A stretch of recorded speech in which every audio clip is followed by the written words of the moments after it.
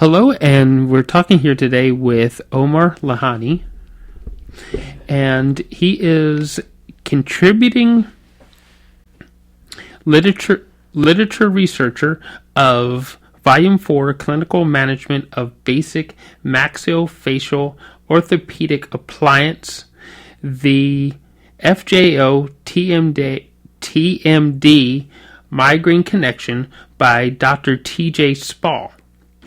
He also started the organization RightToGrow.org.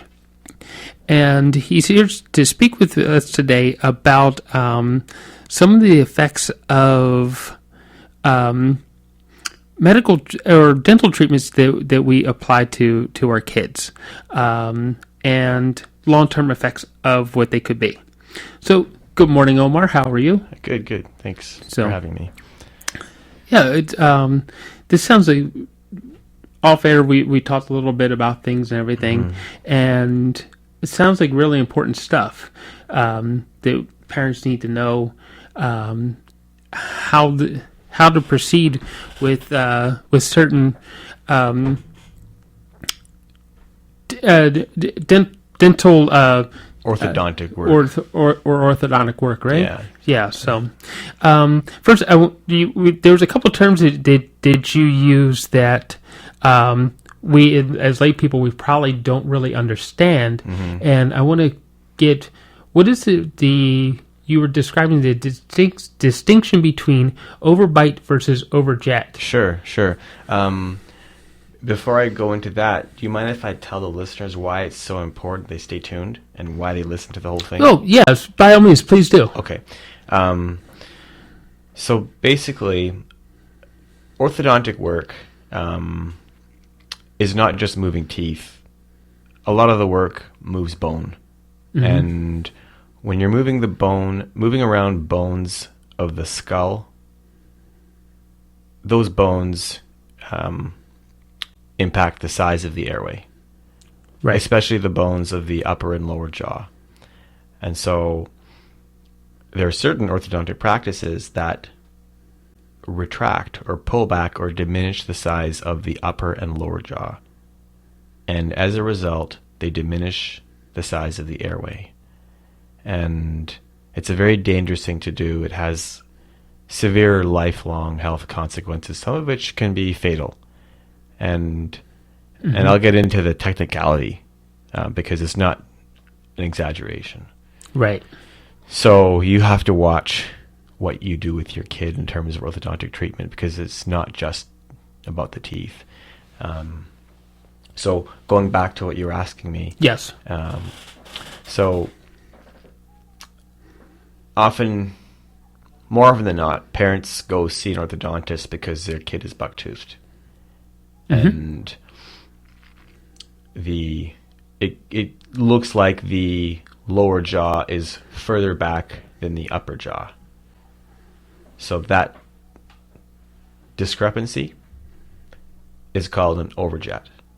Okay. So it's the horizontal distance. It's when the teeth of the lower jaw are behind the teeth of the upper jaw. Okay. Yeah, the incisors, the front teeth. Okay. So, and an overbite is when the mouth is closed, and the upper incisors, the upper front teeth, bite below the lower incisors. So they overlap each other when they bite. Okay. Yeah? So, that's not such a big deal.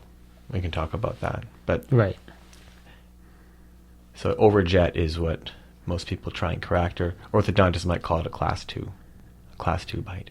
Okay. Yeah. Now that can happen for two reasons. One is the teeth are not aligned, so the upper front teeth are bucked out. Or it can happen for skeletal reasons. Okay. So I mean, there's something wrong with the skeletal structure. Yeah, and well, the musculos, not just the skeletal. So I should correct myself. They're the musculoskeletal structure. So there's a lot more going on besides with your mouth than just your teeth. Absolutely. Oh, yeah. So You mind if I just go into it? Yeah. Okay, so you take your kid to see an orthodontist, and the orthodontist will say your kid is buck-toothed, or class 2, or has an overjet. And conventional orthodontic treatment relies on this basic premise. A kid is buck-toothed because the upper jaw is overgrown. And therefore, we need to stunt the growth of the upper jaw in order to let the lower jaw catch up. And what I am here to say is that the concept of an upper jaw being overgrown is a myth. And that the research shows that the reason why your kid has an overjet is most likely because the upper jaw is undergrown. I know it sounds weird, but I'll get into the mechanics of why that is and why it is so dangerous to pull back an already undergrown upper jaw, let alone a properly grown upper jaw. Because if you pull back an upper jaw, the only reason why you can do that thing is because there's space behind it, and that space behind it is called the airway. So, in essence, you're saying that if we pull back the upper jaw, Yep. that we're constricting the airway. Absolutely. I'm absolutely saying that. You could look at a grade 9 science textbook anatomy picture of the person's face, and you will see that the front wall of the upper airway forms the back wall of the upper jaw. You bring the upper jaw back, you are encroaching on the airway. And the danger here is that a kid will not be able to breathe properly. Okay, and the research shows a connection between a retracted upper jaw and obstructive sleep apnea. And obstructive sleep apnea can kill someone. That's when you choke at night because your airway is too small for your tongue. Your tongue grew to full size, but your airway didn't. And when this happens to a kid, it can cause a whole lot of problems, from falling asleep in class to not being able to participate in life the way they ought to just being exhausted constantly, to not being able to hold on a job when they're an adult. It disables someone. So Right. So you have to be really mindful of the airway when you play around with structures that involve the airway, like airway. the jaws. Yeah. Yeah. So basically what you're saying is the airway just isn't, as I always thought, it was just to the back of the throat. Mm-hmm. It's also in the skeletal structure of the skull. It does. Yeah, your airway starts at your nostrils. So the whole point of Right to Grow is this organization that I started, which is to educate parents and practitioners on the dangers of stunting the growth of the upper jaw, and what that does to the airway, and consequently what that does to a person's quality of life. So we educate parents, we educate practitioners, but our main goal is to place a ban on a certain appliance called a headgear. A headgear is an appliance that orthodontists, they don't use a lot today, but it still happens, where they take a strap behind the back of the patient's neck and they attach it to a metal arch wire that goes across the front of the face, and it's hooked into two bands on the upper, I think it's the upper first molars, or upper molars, and it pulls the upper jaw back using the spine as a fixed point. Right. Okay, and it is a form of growth stunting. And so when I talk to people, I ask them if they know about foot binding in China. Oh yeah. Right, where we took little girls' feet and we put them in wooden shoes that couldn't expand, or we tied them up, and it was a cultural thing, and it created havoc on their lives, and on that these women couldn't run, they couldn't walk properly. And 200 years ago, one of the rulers of China said, forget it, we're going to ban this, and he banned it. Yeah. He banned it.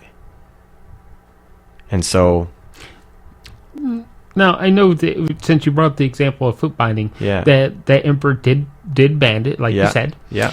but it took the culture another 100 so years to actually totally stop. I guess, I don't know. Yeah, I mean, if I heard there's you a know. woman still alive in China who has she's in her 80s or 90s, she has her feet bound. Yeah. Um, So we want to. The purpose of Right to Grow is to make sure that this sort of situation doesn't happen with orthodontics. you see, what we're doing today is we are binding the jaws of children. We're stopping their jaws from growing in order to get the teeth to line up, and it's really no different than foot binding. That's what I'm saying. Right. It's no different than foot binding. Yeah. So if you went to a doctor and the doctor said, "Oh, your kid's rib cage is overgrown. We're going to put her rib cage in a little metal, in a metal shirt that doesn't expand and just wear it to sleep," that wouldn't sound right. No, we wouldn't sound do right. that, would Yeah, we? we wouldn't do that to their hands. We wouldn't do it to their feet, but we do it to their faces. We do it to their skulls. Okay. Now let me get into one piece of research here. There was a paper published about 20 years ago. It was published, it was a Korean team of researchers, and they found that something very obvious, that the spine is not fixed. How obvious, right? Okay. Okay, we know that the vertebrae move. Correct. Yes. Okay, that so is in very- orthodontics, we assume, in orthodontic practice, they assume that they treat the spine as a fixed point, and they use that to anchor the upper jaw. The spine isn't fixed. What these researchers found is that when children wear headgears to sleep, the force on the headgear displaces the vertebrae into the airway. So the diameter of the airway is reduced while a kid wears this to sleep.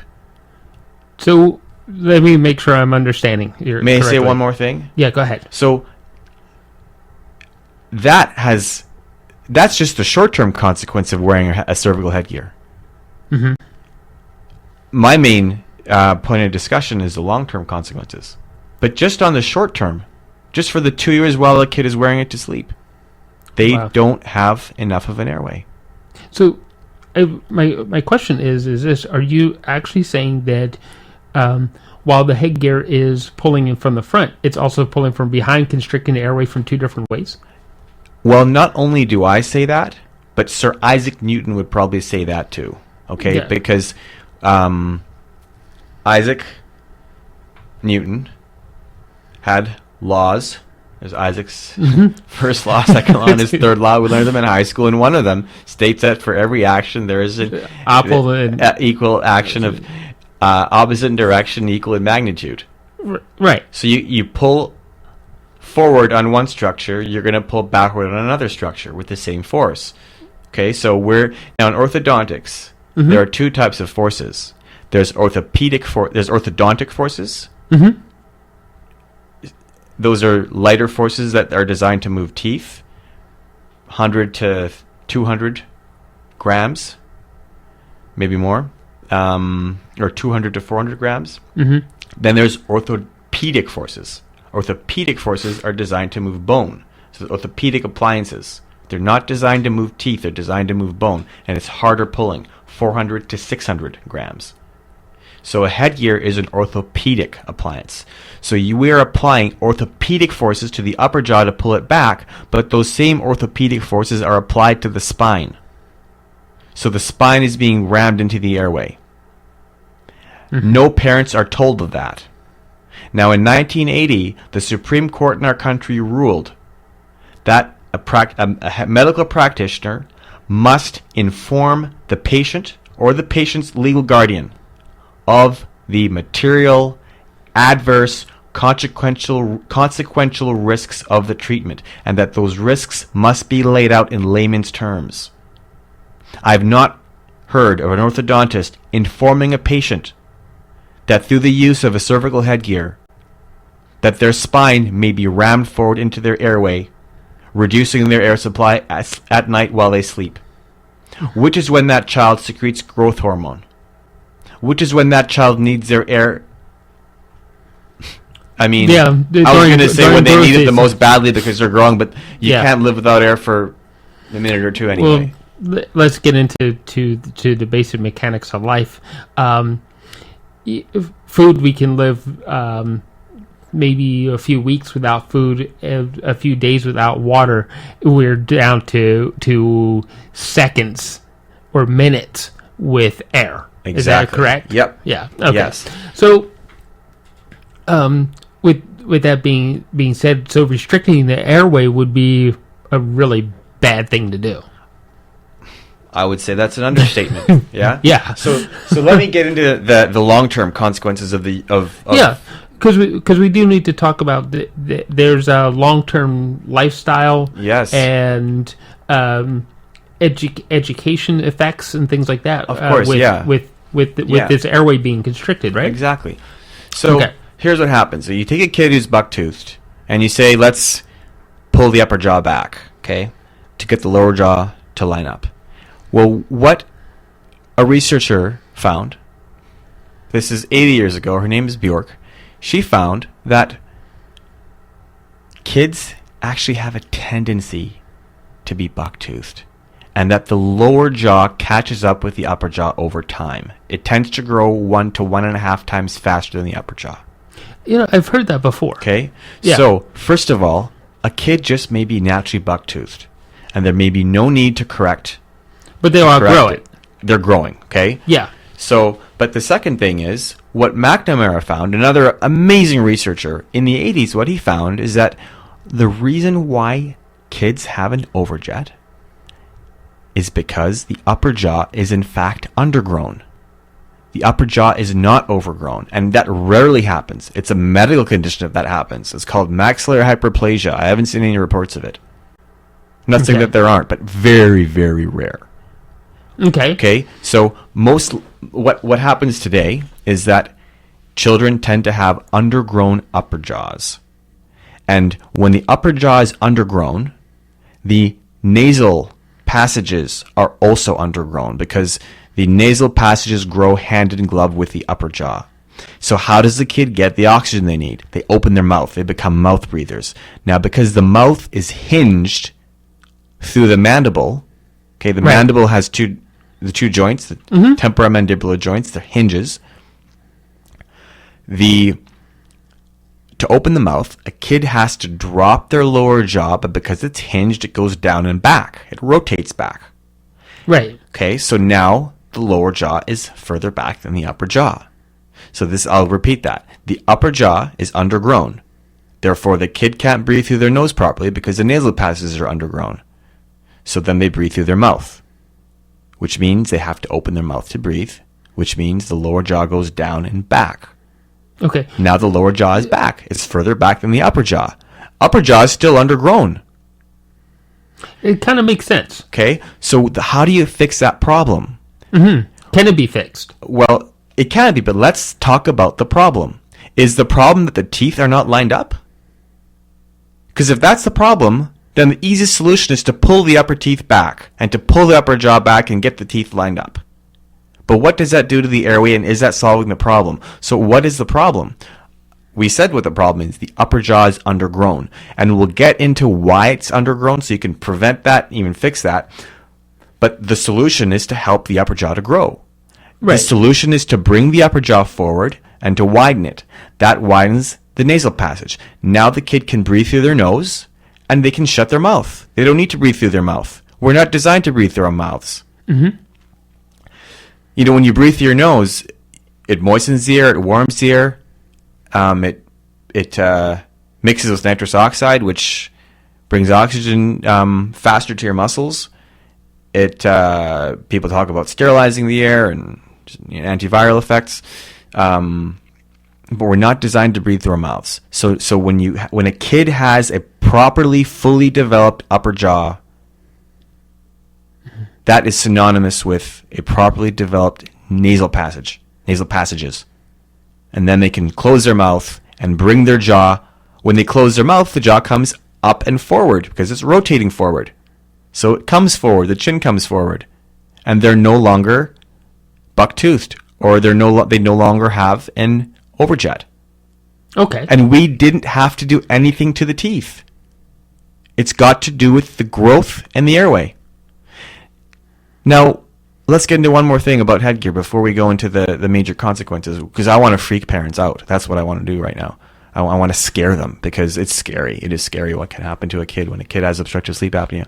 But the other issue I have with headgear is that, so for one, it ignores the effect on the spine. But number two, and this is pretty scary, if you look at a superior view of a human skull, so you're looking at it from the bottom, looking up, you will see many little openings between the spine and the airway and the upper jaw. Okay. Okay, tiny little openings. One of them is called the carotid canal. Okay. There's the jugular foramen. There's a whole bunch of these little openings. Mm-hmm. The carotid canal is an opening where blood flow goes to the brain. That would coincide with the carotid artery, is that not correct? Yes. Okay. There are other pathways in there where nerves go in and out. Yeah. Headgear, the lines of force, the orthopedic, in other words, the bone-moving lines of force of a cervical headgear or other types of headgear pass right through those structures. They pass right through the carotid canal. And in orthodontic practice, they don't look at the impact or the deflection in the bone or the deviation in the bone potentially caused by those forces that are going right through it. So if you are passing bone-moving forces through structures like the carotid canal, but you're not looking at the impact of those forces on those structures, you ought to be at the very least, telling your patients. You ought to say to your patient, in order to be on the right side of the law, because in 1980 we had this informed consent law, you ought to be telling your patients, look, I'm going to be passing bone crushing forces or bone stunting, bone moving forces through your carotid canal and through your airway in order to get your teeth where I think they should be. And by the way, I'm not going to be checking on what's happening to the blood flow to your brain. I'm not even going to look, even though I'm putting bone-moving forces through that structure, and I'm not going to be checking up on the patency of your airway, okay? Now, there are ear, nose, and throat doctors. I can send you there. There's a respirologist I can refer you out, but I'm not going to be doing that. I'm going to be just looking at your teeth, and I'm assuming your teeth will be okay. Oh, and by the way, one thing I should tell you is that for the past 100 years or so, there has been a group of orthodontists who've been speaking out against pulling the upper jaw back. They believe it's harmful. They've talked about its effect on the airway. They've talked about its effect on your life. But I don't believe any of that. I don't believe any of that. Headgear's been used for 200 plus years, and I'm going to continue to use it. That would be informed consent. Okay. So yeah, your airway could be impacted. I would be a little frightened as a parent. Yes.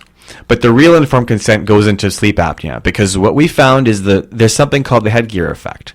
The headgear effect is when the upper jaw grows down and back and the lower jaw grows down and back. So the studies show that when the upper jaw is pulled back and stunted from growing, that the upper jaw is prevented from growing as well. I'll repeat that. When the lower jaw, when the upper jaw is stunted using a cervical headgear or other forms of what they call oral traction, extra oral traction, the lower jaw is unable to come forward. This is what the studies show.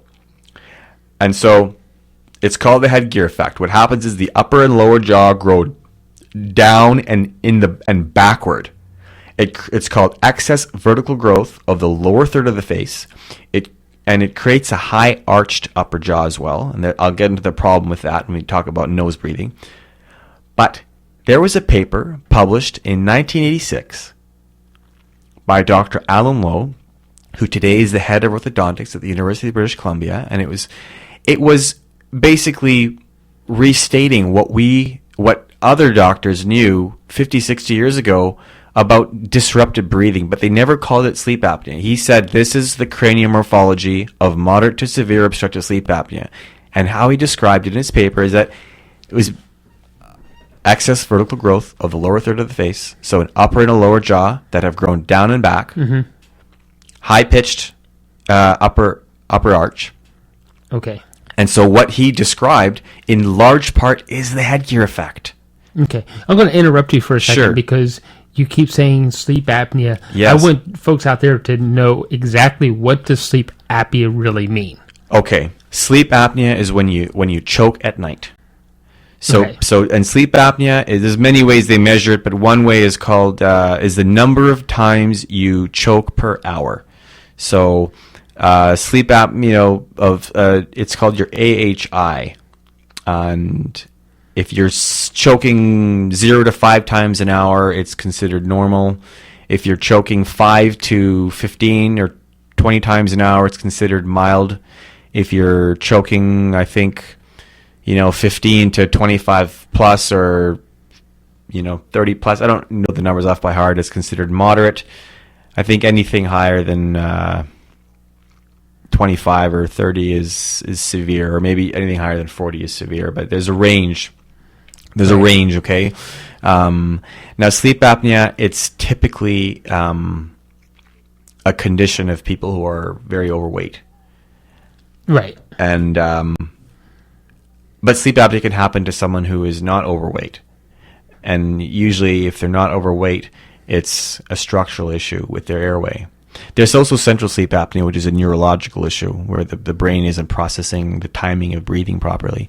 But I'm not talking about that. I'm talking about obstructive sleep apnea. That's okay? something else. Obstructive OSA. means that there's something in the way of the airway. Bingo. Is that correct? Yes. Okay. Okay, so I we're just wanna talking make about sure that's obstructive. defined for our listeners. We're talking about Yeah. obstructive sleep apnea. Obstructive sleep apnea. Okay. Yeah. So an obstructive sleep apnea, when a person goes to sleep and they lie on their, it's usually when they lie on their back, the tongue falls back into the airway and blocks it off. And a kid starts to choke, or an adult starts to choke. No, isn't there the human condition has formed a structural way of keeping the tongue from falling back into the throat while you sleep, right? Yes. So ideally, when the upper jaw is properly grown and the tongue is properly grown, the upper jaw is wide enough and long enough, the tongue is suctioned up against the palate with the mouth shut. The lips sealed, the mouth shut, the tongue is suctioned up against the upper palate and out of the airway. And now a person can breathe through their nose. If their upper jaw is undergrown, pulled back into their airway, all of a sudden they can't breathe through their nose, they're going to open their mouth, which pulls the jaw down and back. It also releases the tongue from the suction. Now the tongue is no longer suctioned, it's going to fall back because the person's lying on their back. And many people are naturally back sleepers. They end up on their back. So the tongue falls down into the throat and blocks it off. Okay. That's it. And that can happen. So for me, when we'll get into my personal story, but for me, it happened 76 times an hour. So I was never getting any rest. So when I finally found out the answer to why I had this, that's when what got me Got you started on it. started on this whole topic. 76 times an hour. Yeah. That's During REM. It was, I think, a little bit lower before REM. So we're talking about jaws, okay? A fully grown jaw. yeah, right. So it's very important that the upper jaw and the maxilla is fully grown. It's very, very important that it's fully grown. And, when a kid's teeth are crowded and someone says there's not enough room for your kid's teeth, do you think the kid has too many teeth? Do you think the teeth are too big? Or is it that the upper jaw isn't big enough to accommodate the properly sized teeth? And if that's the case, then the upper jaw is undergrown. And we see a lot of that today in modern man because of our diet and our lifestyle. A lot of kids are mouth breathers. I'm a big advocate for leave the Kraft macaroni and cheese on the shelf and go buy the fruits and vegetables that we're supposed to be eating because our body needs to recognize things as food, right? Yep. So there's a group of researchers who looked at indigenous cultures where kids had very well-formed jaws and very straight teeth and never needed orthodontic work. Western Price went and looked at them, famous researcher, and Dr. John Mew, who's a legend in the field of growth guidance. Right. They say that one of the reasons why we don't have properly and fully grown jaws in the modern day is because of our modern diet, and it has to do with not chewing tough foods early enough.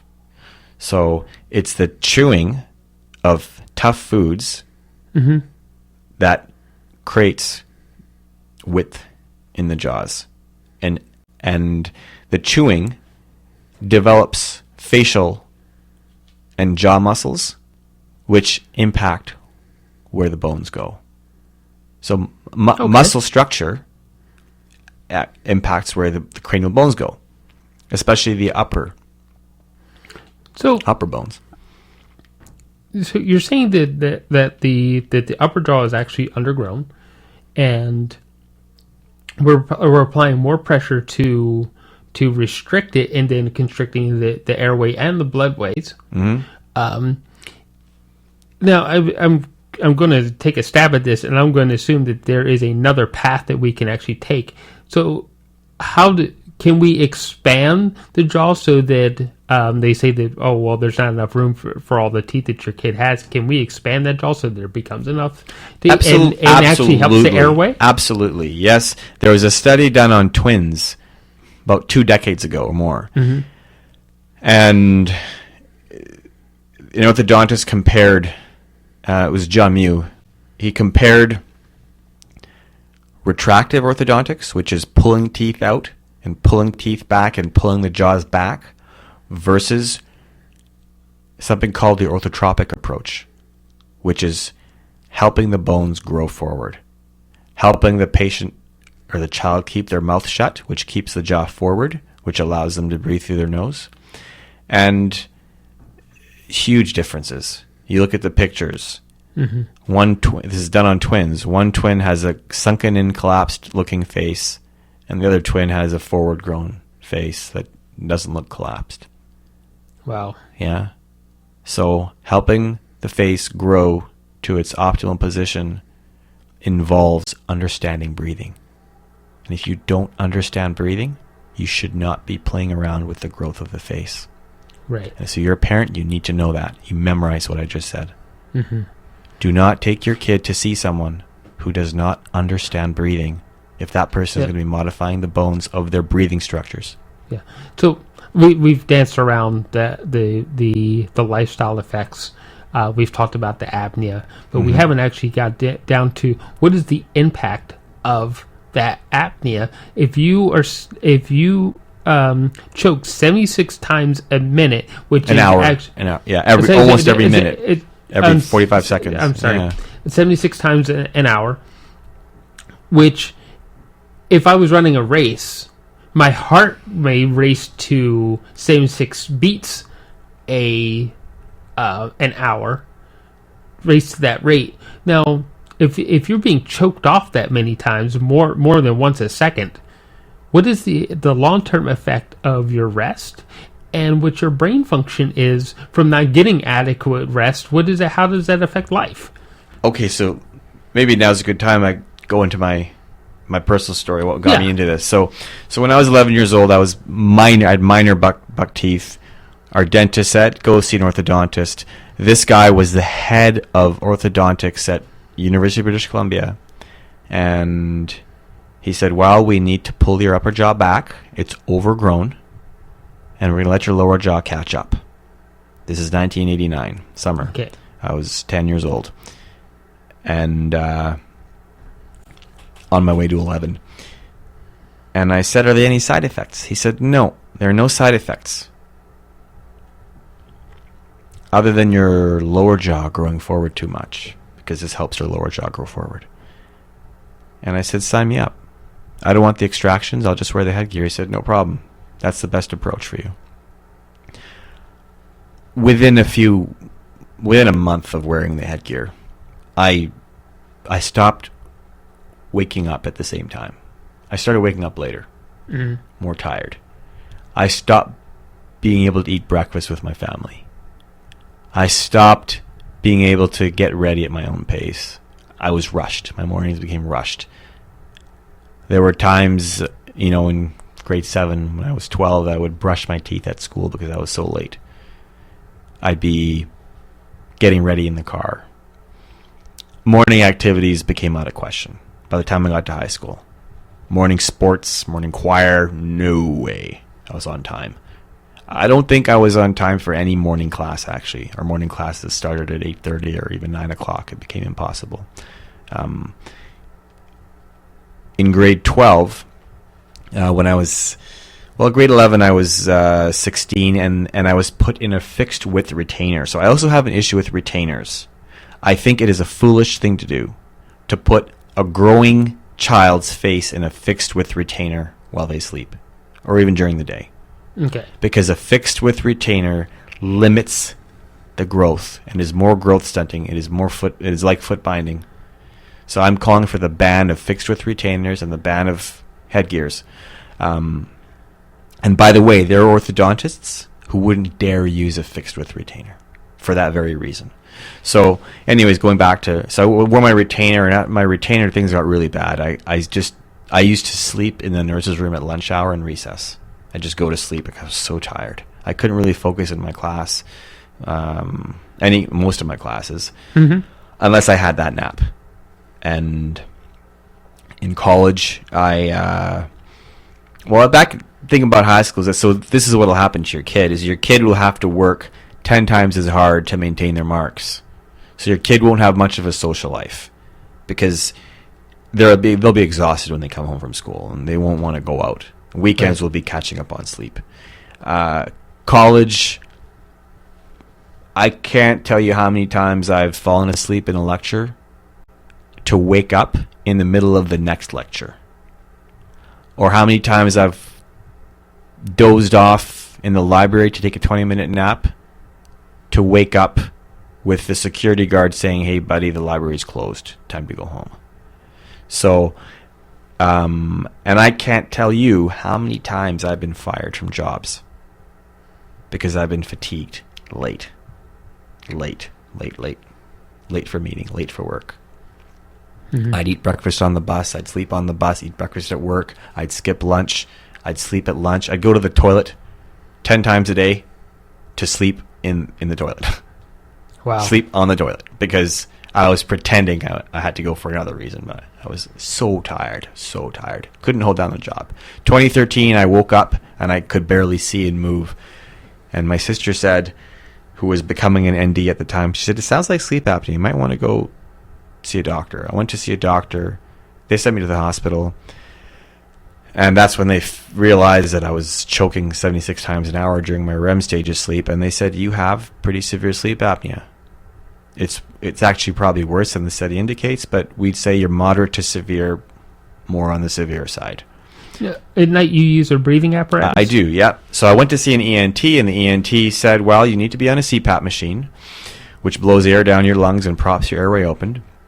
Blows it down your throat, not your lungs. And he said, "Let me look at your airway. Let's see where the obstruction is." And he put a camera up my nose and down my throat, and he said, "You have an upper airway obstruction. Your airway is a quarter the size it should be.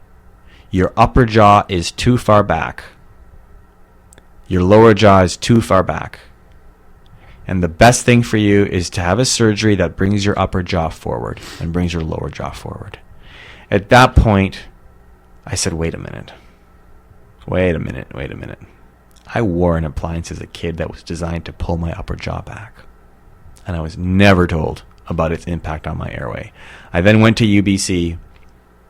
I spent every weekend, every day after work I had spare, reading up on the research behind cervical headgears. And I discovered that from the early 1900s to just a few years ago, every few years a paper comes out in a major orthodontic journal by a very well-known researcher, and it says the same thing. The lower jaw is trapped from growing forward when the upper jaw is stunted through the use of a cervical headgear. The device causes disastrous side effects, causes excess vertical growth, should be used with caution. The impact on these craniofacial changes are not attributed to normal growth. Kids who do not wear headgear have more forward growth in their lower jaws. All these papers, 50 or 60 of them, they all said the same thing. Cervical headgear causes the face to grow down and back. So let's get into... And that's when I started Right to Grow. Then I said, look, there's evidence here that says that this appliance is really dangerous. There's papers that show that when you have too much vertical growth, you have sleep apnea. So there's really a direct connection between headgear and sleep apnea. Not only that, there are actually papers that prove the connection. There was a China study and a Dutch study that showed a direct link between headgear and sleep apnea. So I'm saying we have to ban these appliances. We have to stop. Now, that's why I started Right to Grow. And then the research, Dr. Terry Spall found, some other research, and he said, holy cow, this is, I've been trying to say the same thing, and point well taken. I'm going to put this in my textbook if you don't mind. Yeah. So that's the story. Yeah. So we're starting to run out of time. Give everybody, again, the best way to get at this research from your website. Sure. You go to righttogrow.org. Okay. Righttogrow.org. Not the number 2, but T-O, righttogrow.org. You'll see interviews with the odontists. They'll talk about the alternatives. Okay. But look up orthotropics. That's an alternative. There's non-extraction orthodontics. There's making sure your kid is breathing through their nose. And if they're not, find out why. Why are they breathing through their mouth? Is there inflammation in their nose? Is it dietary? Do they have enlarged adenoids? Is it their tonsils?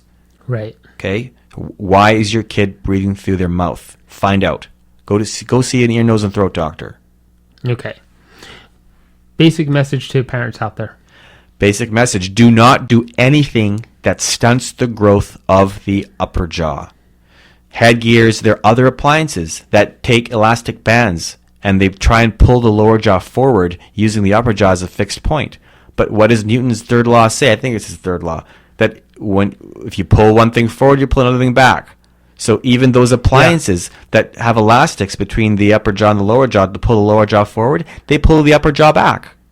Right. Don't do anything that pulls the upper jaw back. It's not supposed to be pulled back. It's supposed to grow forward so a kid can breathe.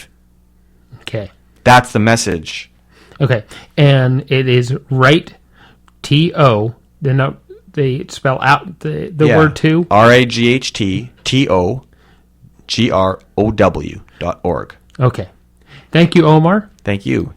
And best of luck on your mission. And I hope that we get the word out to parents on Thank this you. one. Okay. Okay. And we will talk to everybody again next week. And thank you for tuning in.